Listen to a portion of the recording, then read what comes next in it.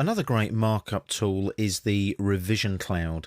And again, it's on the draw panel here. And when you pin the panel open, it's this little icon here, REVCLOUD.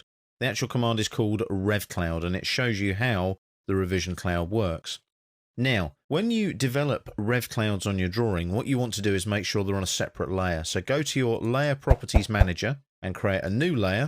Normally call it REVCLOUDs, like so. And I normally make them red so that they stand out on the white background in the Layout tab.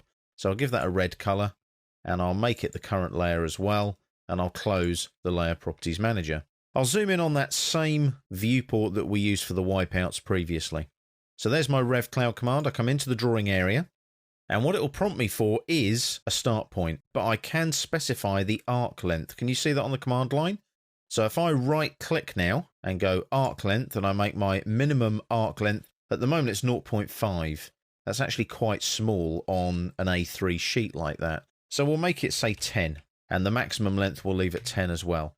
Now ask for a start point, so what you might do here, I might use that midpoint there. And as I drag, can you see each arc length is 10 long? So I'll take that all the way around, and I can just move around, take my time. And when I get to the end, it automatically closes and becomes a closed object like that. So there's my polyline there. Now it's actually a polyline made up of lots of arcs. That's all it is. It's just a slight change on the polyline command. Obviously what you might put there is some text, or perhaps a triangle or a polygon or something with a number in it to specify what type of revision it is. But that's your REVCLOUD command. That's how quick and easy it is to use. Now something else you can do is you can use the object tool. So let me just close that for a moment, and I'll delete it. So make sure you delete it. Don't click on the grip, just like I did there. It's click, move away, delete, like that. Don't click on the grips, otherwise it will try and stretch each vertex of the REVCLOUD. Now, you can place an object as a REVCLOUD. Can you see that REVCLOUD there? If I click on it and come in, if I right click and select object, it says select object to make into a REVCLOUD. So let's have a look and see how that works.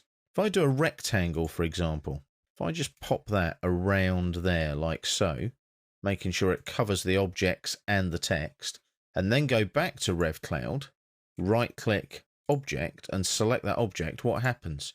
It turns it into a REVCLOUD for me. I can reverse the direction, which makes it look a bit holly leaf like, but you get the idea, okay? So you don't actually have to draw all the way around. You can, if you've got a really fiddly object that you need to put a REVCLOUD around, obviously do it manually.